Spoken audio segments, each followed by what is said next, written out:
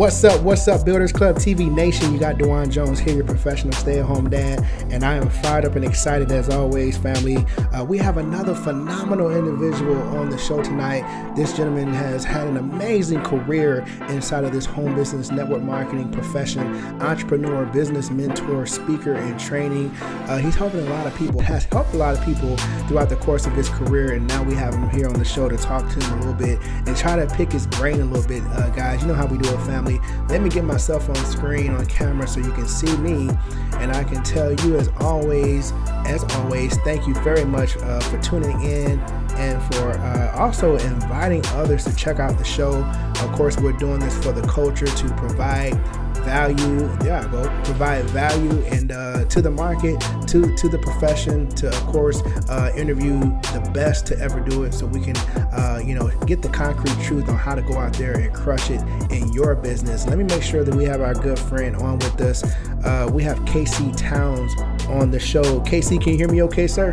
I can hear you loud and clear. Let me get you on the screen as well, so we can talk to you a little bit, man, and we can see what's going on in your neck of the woods. We're so excited to have you on the show. How's it going? I'm fantastic. Honored to be on your show, Dewan, and looking forward to the interview.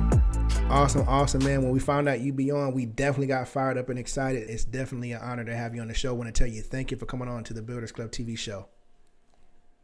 It honors me to be a part of the industry, and I'm honored to be on your show. You have interviewed some of the giants in the industry, so I'm just walking in their footsteps. So let's jump in. I'm ready to roll. I'm excited. Can we talk to you a little bit about your path to success, man? Can we dig into your past a little bit?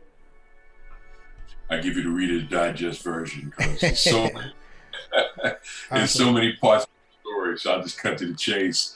I was in the military. I was stationed up in Alaska, and this is prior to even being able to spell network marketing. I didn't know what attraction marketing, none of this stuff was. I was working a job, and I was a single parent, and just trying to do what I do, and just trying to be a good guy and a good parent. And my landlords changed, the ownership of the house changed, and I rented a house because I said, I'm never going to live up here full time. I didn't think I was, and you should never say never, but I thought I wouldn't. So I rented a real nice home, and my son and I lived there. And when we changed, the landlords changed. The landlord said he'd like to meet me, and we met. And he said, "Hey, I really want you to meet some people." And I'm like, when you say to your landlord, you say, "Okay, you want me to meet some people?" Right. I'm there. What time? He said 7:30. I remember it was like 7:30. I don't remember what day. Right. So he said 7:30. We'll pick you guys up. And at that time, I had gotten married. I was settling down and life was getting great for me. I said, okay, so we'll meet. We met, went to this meeting, and I'm seeing all these people with these rings on and jewelry and making all this incredible money and $10,000, $20,000, $30,000 a month. And I'm looking at these people going, hey, they're regular folk like me. How they doing this? Right. I'm working my butt off, and I don't come close to any of that. So I started asking questions, which is what they wanted me to do. Mm-hmm. And they saw my interest level had peaked, and basically they introduced me to their upline, their business partner, their success coach at the time, who was visiting the state. And I jumped in and I said, if they can do it, I can do it. I can do this. And didn't know what I was doing, didn't know what marketing was. But I said, they can do it, I can do it. Right. So that was my start, and I jumped in, and it was good for about a week. About a week. So tell us how that first week went for you when you decided to jump in. What was that first experience for you? It's a funny story because that first year, Mark Yarnell, first year in network marketing, and I was told to read that book in my third year, okay. And but the student was ready, so the teacher appeared. Yeah. And basically, it's pretty wild because I had success the first week. The people I was talking to, they were saying stuff like, "Man, okay, you doing what? Wow, you got a business? You got a business?" And I was like, "Yeah, I got a business." They were like, "Okay, well, give me two." So I was selling some soap and some other things, and I was like excited. I mean, I was literally thinking on my way to making millions of dollars, and that lasted about a week. And then after that week, it was funny because, nobody said yes. It was as a very famous gentleman who's a trainer in this industry always says, it wasn't like Cheers. Everybody didn't want to know my name. Yeah, they didn't.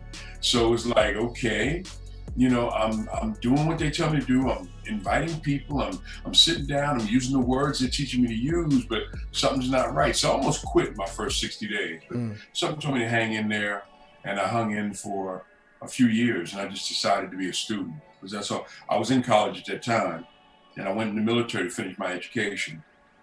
So being a student, being coachable, able to be coached was something I was able to do. I had a PhD in that. So I just became a student of the industry and a student of success. And I was really fortunate to have partnered up with some people that are very successful. That's amazing. That's amazing. So what changed when you partnered with, you said you partnered with some people that was having the success, right? Can you tell us, specifically what changed for you? I was introduced to a couple of concepts. It's funny you asked that because we didn't script this or rehearse this, but I was just talking about this earlier today, and I was introduced to a couple of concepts. One was the law of the lid, and then the other one was the law of the inner circle, which I had never heard. I'd never heard of Dr. John C. Maxwell. And I went to a Saturday training, and I was frustrated. I was really frustrated. Again, I started to quit, and I went to a Saturday training, and the big people are coming. And I'm like, I'm tired of hearing the big people are coming. I want to be one of the big people. Right. And like, look, you got to walk before you run. You got to crawl before you walk. And I heard all those cliches, and I said, okay, I'm going to go. I know what that leads to. How much is it? I'm going to go. So I went, and the first thing was the law of the inner circle. I heard that, and I was like, whoa, what is that? So I started taking notes. I mean, I'm a note taker. I started taking notes, and it was like, the people you surround yourself with mean everything.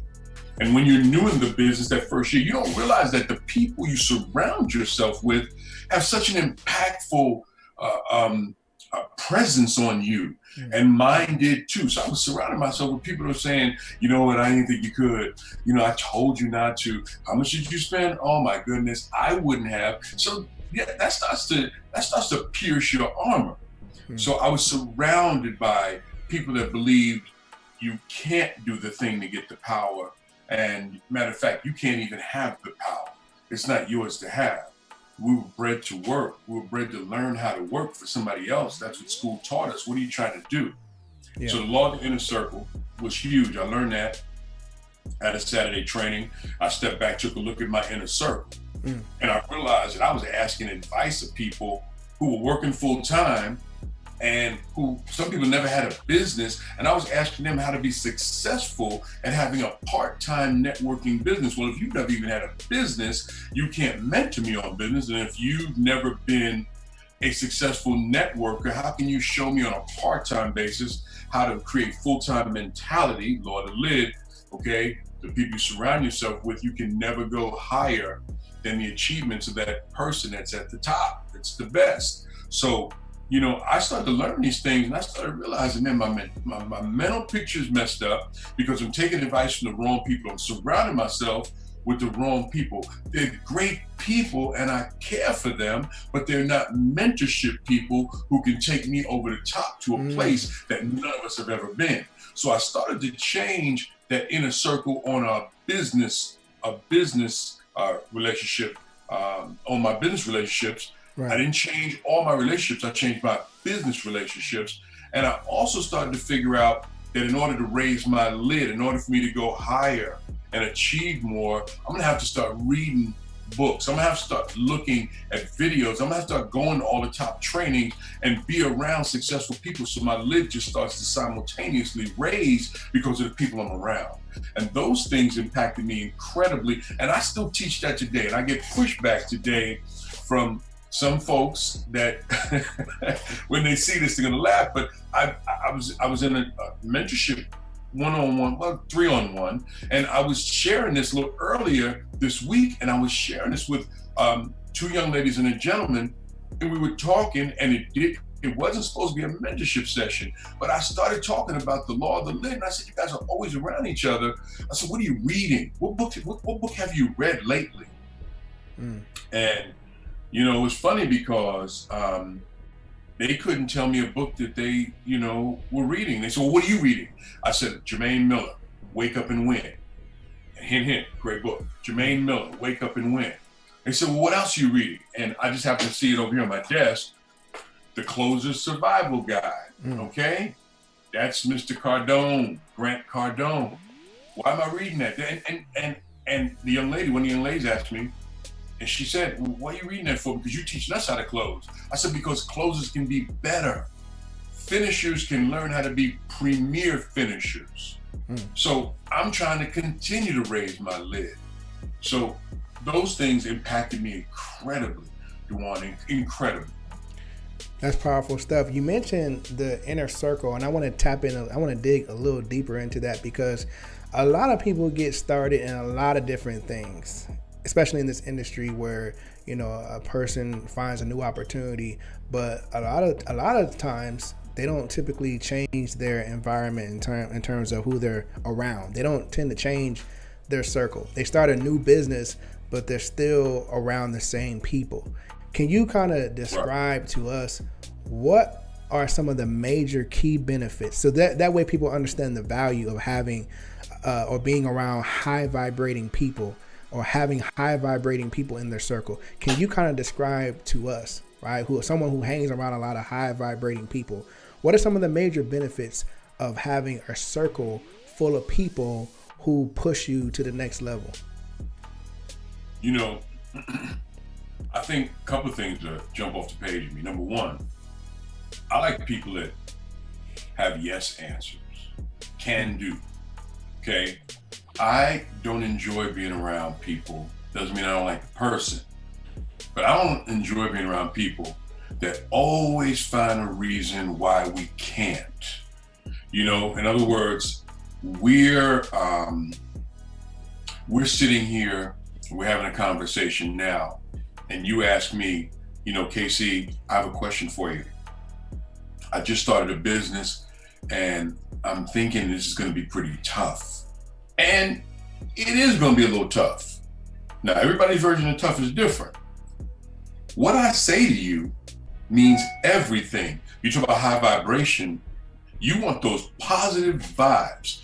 So if I say to you, yeah, it's gonna be tough. See, that's the thing happened to my brother. My brother had a business. See, I'm not even looking at you. See, I'm not even looking. Happened to my brother. My brother had a business, and man, he couldn't do it.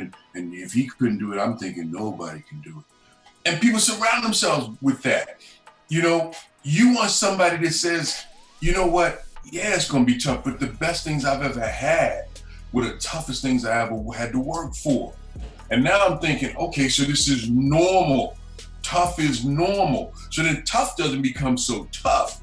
Tough becomes regular. It's like, okay, shoot, give me the toughest stuff, man. I kick tough down the street. And then you become tougher. You become galvanized in your belief that this thing that you want is yours. Listen, I have been with some incredible organizations. I mean, I've been part of some groundbreaking organizations. I didn't start them, but I was a part of them. Right. And I'm very fortunate that I had a hand in helping those organizations. You know, rising tide raises all boats. So I was part of that rising tide that raised some boats. And I've seen a lot of the people that I've mentored and helped, you know, just create incomes, incredible incomes, 6-7 figures. And I mean, driving incredible cars, living in incredible homes. And I'm happy for them because it was a word or two they said, I said along the way that helped them to believe in themselves. I saw more in them than they saw in themselves. Just like my early mentors saw more in me than I really believe was there. I thought I was like a military professional, and I tried to be the most professional military guy I could be. And I wanted to be successful at that. I wanted to go to the top. I was already, you know, so on my way to being a senior person, but I wanted to be the most senior person. And, you know, I had people telling me, you know, KC, this is something you can do. Listen, come on over here. Let's talk about what you just did and how you can do it better. Because I know, see, that's the type of vibration you want. Even when you don't do it right, the person says, hey, listen, I know you were trying to get this thing down, but here's what I would have done. Matter of fact, they practice a 3-step system that I teach. Inspect what you expect. Casey, how many of the widgets were you trying to make? Well, I was trying to make 5. Okay, so inspect what you expect. Okay, you expected 5. Then you praise progress. That's step 2. Okay, see, you wanted 5, but you got 3. That's great. We cannot get to 5 until we get to 3. So I'm praising the progress. The people that don't give you that vibration you're talking about, those people that not looking at you, giving you negative feedback, you only got 3. Man, your goal was 5. You know what? 3 is the doorstep to 5. So if you're going to 5, 3 is that doorstep. So let the person know you're right there. And then step 3, together set a new agenda, but really leave it on that person. Hey, when do you think we can get those number 4 and 5 done? Wow. And look at them sincerely. I'm looking off like I'm talking to somebody, but let me look at you. Look at them sincerely. When do you think we can get that number 4 and 5 done? Now that's the vibration people need to say, you know what? Okay. 2 weeks went by, I got 3. I said I would get 5, but you know what? I can get my other 4. I can get 4 and 5. Casey, I think I can get that in the next couple of days. I know you can. What can I do to help you? These are the things people are looking for in the beginning of their networking career. They don't need a lot of jargon.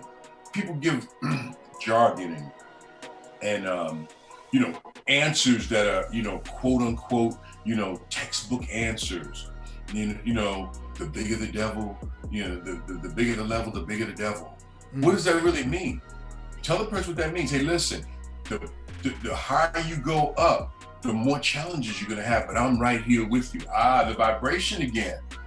So I didn't just give you a textbook answer when you said, man, the more success I have, it just seems like I got more mountains to climb, more hills to jump.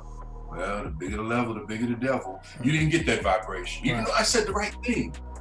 So the vibration comes from that positive impact that's felt when people care, when they take the time to look at you and give you the feedback you wanted. I looked away on purpose when I answered you. I wanted people to say, where's he looking? Because that alone made you feel like I wasn't sincere. But now I'm looking at you because I want you to know that I brought this thing full circle. I hope I didn't get too long with my answer. No. This is powerful stuff. We're taking notes, man. We're definitely listening and taking notes. So feel free to shower us with and deliver, man. So I kind of want to change directions a little bit, but kind of touch on some of the things. Or one thing you said, or one thing that kind of jumps out at me is, leadership. You've been able to be a leader for a lot of people. But I think one of the things that people battle with in their own journey is learning when to actually lead and when to follow. So speaking to someone like yourself, when is it appropriate for a person to, especially getting involved into business and entrepreneurship in the beginning, where the goal, as many leaders tell us, is to find a mentor, right? But most people don't find a mentor. They're just looking to win and make it big, right? But when is it appropriate to lead and to follow? Do you understand what I'm saying? I understand exactly what you're saying, and it's a great question. And my answer, again, I'm going to look directly into this camera because my answer is important. Number one, I was always taught when I was a young person in the military that the best leaders were the best followers, the best generals were the best lieutenants, the best E9s were the best E1s. The best leaders are the best followers because you, from the cradle to the grave, you're learning. So you never, ever get to a point in life where there's no more to learn. If there's no more to learn, you are dead. You're dead. I mean, the bottom line is your wood is wet. We can't light it. You're dead. So what needs to happen for people in our industry in terms of the transition to leadership is that we don't put pressure on ourselves to, I got to get to this point. No, you'll get to it when you're not even looking. Because for me, I can't, the transition was so subtle, so smooth. Here's how it happened for me. Towards the end of my career in the military, I was in a company and it was crazy because I started to achieve success, but I was, people were like, and I hadn't been in that company long. but people didn't see the foundation. I have a series called Ready, Set, Network. Ready, Set, Network, and it's about building a firm foundation for your networking. And a lot of people use it for their regular business too, a traditional business. But it talks about building the foundation. Most people think you came overnight. They haven't seen the time you put in. See, I got in the industry in 1987. A lot of your listeners weren't even born. Wow. I was 7 years old. You never do that. Wow. But here's the thing. When I got in the industry, Duane, I got in really, really spare time, because I was a full-time military professional. I got in spare time, sometime on the weekend, part-time. And then I became full-time part-time after about 2-3 years. And then I stopped in one company and went to another company and was part-time, full-time. So I spent like 11 years bouncing around. Now, did I stop for a period of time? Yeah, I did. I stopped for a period of time when I moved from Alaska to Southern California, okay? And I did stop. We had children that were being born, and my family was growing, and you know, just the great things that come with the blessings of time. And you know, my focus wasn't on multi-level marketing, attraction marketing, network marketing. It wasn't on any of that old business. I was taking care of my business and being a dad. And then I was introduced to a company, and it made sense because of I started reading the books back in about 88. And I started reading the books, and the books, what I read stayed with me. And I was in college getting ready to finish up my undergraduate degree, so my master's, all that stuff, but I kept reading. So it was like I never left the industry, but I did for a period of time. So it took 11 and a half years, almost 12 years, before somebody said to me, and before I got promoted to the second highest position in a company, and I'm on stage, and they used to give us these leather jackets. I got this leather jacket, and I'm thinking to myself, how did I get here? People are flooding me, asking me questions as soon as the presentations are over, and you know, we have the break. People are like, ooh, and I don't know all the answers. Right. You're not supposed to know all the answers. But I knew enough to tell people what I did, because I had some incredible mentors that showed me the way. So I just decided, while I was figuring out, while people were bum rushing me, to, okay, I'm in leadership now, so I can't let people down, so I got to tell them what I was told, at least in a way that fits their situation. And then I went back to another one of my mentors, an incredible gentleman. He's a political analyst on MSNBC and CNBC. He's on Paul Azan. Sometimes his name is Joe Watkins. And I met with Joe Watkins, and I asked him, I was being considered, matter of fact, I was being hired to be the marketing director for a bottled water company. And I asked him a question, and he tore my head off. I said, man, why they asking me? And he's like, Casey, don't you ever ask yourself that question again.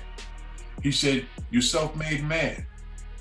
Make your way through this and understand that people are not gonna ask you things they don't see in you. Oh, so you mean I'm a leader now? And he's like, yeah, you're there. It's time. It's your time. So it's time to walk the walk, talk the talk, but don't take your foot off the gas when it comes to learning. So I stayed, I ran behind him. He's, you know, I mean, this is a guy that's on TV, he's doing some incredible things. He's still doing incredible things. He's been on so many different shows, and his intelligence jumps off the page. And he was my mentor. I was really fortunate. Our families are very close. So he was my mentor. Wow. And I had another mentor who taught me too. So, you know, here's the thing. While you're leading, you're learning. You're leading and learning. So you're running forward and you're looking backwards. You're running and you're looking backwards, you know? And sense. You're not forgetting the people along the way counts. Right. So that's my That's good stuff. I want to ask you this because you mentioned getting started in the industry in 87. That's 1987, family, 1987. So you've been able to see somewhat of the evolution, the ebbs and flows of the industry, the growth and directions that this industry has taken over, some time, right? So let me ask you this. 2 questions. What's one thing that you like about the industry today, and one thing you would like to see change? Okay. I love the young people and the technology. The young people and the technology are so far ahead of when I came in. When I came in, if you wanted to give somebody something to look at, it was either cassette tape, Oh my big God. cassette, VHS. VHS cassette, Yeah, they carry in the briefcase, huh? or, or a state-of-the-art cassette tape. State of the art. That was groundbreaking stuff. Wow. If you went to a meeting with somebody, or now we have parties, meetings, gatherings. If you went to an event with somebody and you got them there because you shared a VHS or a cassette and you asked the right questions, that's another good thing. People have to know what questions to ask. And they said, sure, let me take a look at this thing. That cassette was like gold to you. Like, oh my goodness, somebody came because they saw this and I didn't have to talk. Today, it's social media. It's a social media world. People don't want to hear all that. People want no cassette. They want no VHS. What's the URL? Send me the link. Is there something I can take a look at? Okay, I don't want to be on the call. Is there a webinar? Let's look at each other. I love the technology. The technology empowered, like us now. We do an interview. In the old days, we had to be in the same place. This is an example of what I love about the industry. I had to either travel to your home or you travel to mine, or we meet someplace in the middle, or we had to be at an event together. We say, hey man, while we're here, real quick, what time's your flight? I'm leaving at 5. Well, it's 3. Can we do a quick interview? And it'd be a quick interview. Mm-hmm. Now, we are in each other's living room. This is such a gold mine.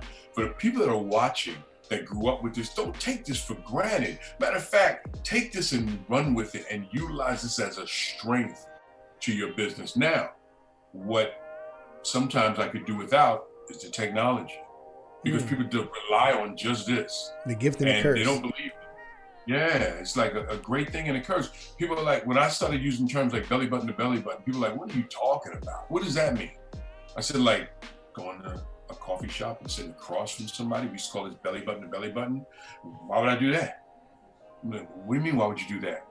Today is such an impersonal world, and people are persons.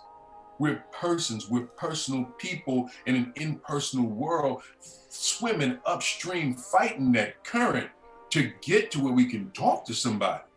And all too often, this is how we do it. And this is cool when we're not in the same town. But when I see people doing this, they live in the same city. Mm-hmm. To me, I'm sorry, but I'm not sorry. It just feels like laziness. I was talking to some folks. No, it was one guy. I'm not gonna put it on everybody.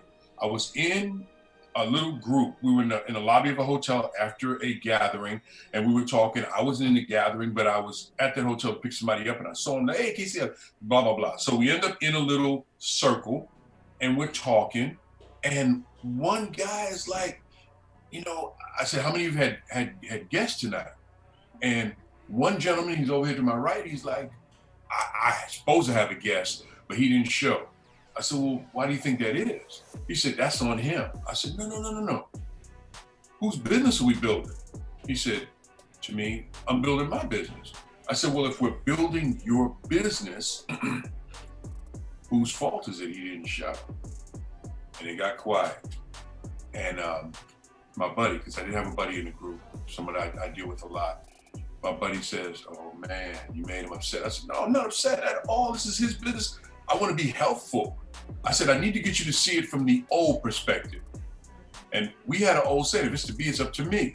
If you want him to be there, put him in your car. Put him in your car. I said, you have a car? He said, yeah, I have a car. But he's not here. No. Could you have picked him up and driven him to the gathering? He's like, well, yeah, but I mean, he could. I said, I'm asking you what you could do right now. Because if it's to be, it's up to you first, and a group of people who come together and build together simultaneously. I said, but it's you. So that's the part that's missing. We're persons, and the personal part of persons is gone. It's so impersonal. And he ended up in not an argument, but in a kind of heated discussion with this gentleman, and I believe it was his wife. And they were saying, you need to hear what he's saying. He's like, I heard what he's saying, but he doesn't run my company. I run my company. I said, I'm not trying to run your company. I'm just trying to help your bottom line. I said, I'm like an advisor. I'm trying to help your bottom line, not run your company.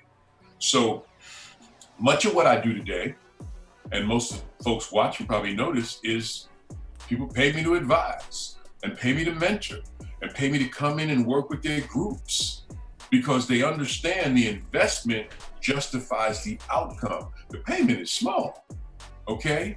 It justifies the outcome, but the outcome creates lifestyle from life.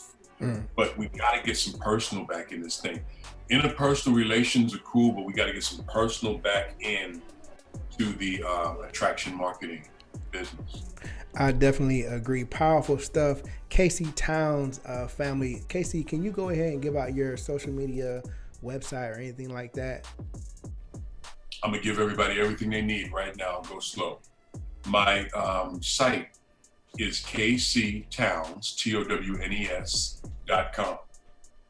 Matter of fact, I have a free excerpt to an upcoming book I'm getting ready to release soon. And I'm giving away a free excerpt to see if you like the book, and people are giving me feedback. To get the book, same link, kctowns.com/KCS book, BOOK. And I'm giving it away. I'm giving you a free excerpt from the book. We get some great feedback. Then on Facebook, it's KC Towns, or my fan page, or what we call a fan page, is KC Towns Trainings. Okay, so you can get me there, and my email is kc@kctowns.com. Amazing. We certainly appreciate you coming on to the show. We definitely got to have you back, man, because we know we haven't pulled everything from you that we can get so much, a wealth of knowledge that you have, man. So we definitely got to have you back, Casey. Before we let you go, we would like to play a game with you that we've been playing with our guests, man, and the family's been loving it, and we again have been getting so much value from it. So if you're up to it, we want to play a quick game with you, man. Is that cool? As long as it's not Jeopardy, because I'm gonna mess it up. I don't know those. Oh no, it's not even nearly as difficult or intricate as that, man. It's very simple. We call it a word of advice with a mentor. A word of advice with a mentor. And basically, how the game works is we're gonna shoot a few words at you, Casey, and then you're gonna give us back a word of advice based on the word that we give you. Does that make sense? Makes sense to me. All right. So if you're ready, let's get it, man. So the first word that we have for you, Casey, is can't. I don't even have a word for that, because that's how it works in my dictionary. It doesn't exist. Hey, you know what? That's good advice. It doesn't exist. Let's go to the next word. The next word is start. It's one of the title of my book is The Start of the Beginning. That's the title of my book. You must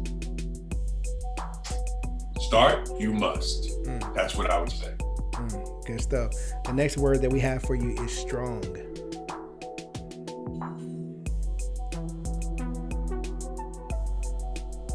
This is tough, guys. So much I want to say. You're going to have me back. We're going to have a part 2. Oh, man, we definitely going to be back. We definitely going to have you back. So much I want to say. Integrity, consistent, seek, be, strive for. There's a lot I want to say. No doubt. But no doubt. Let me say this real quick. Women and men. How about that? Strong. Women and men. Yeah. More women than men, right? We need a good woman to be strong. Women make this industry go round, despite what people want to believe. But women are the straw that stirs the drink, the tail that wags the dog. Women make this. You got a team full of strong women that are focused. You can go through a brick wall. That's fact. No doubt about it. The next word that we have for you is rise.